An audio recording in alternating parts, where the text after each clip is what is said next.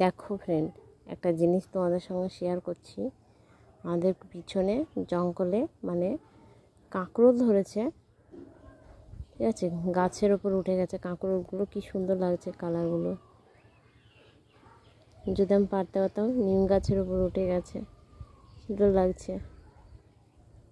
ওই দেখো আরও হয়েছে, এদিকেও দেখতে পাচ্ছ নাকি জানি না,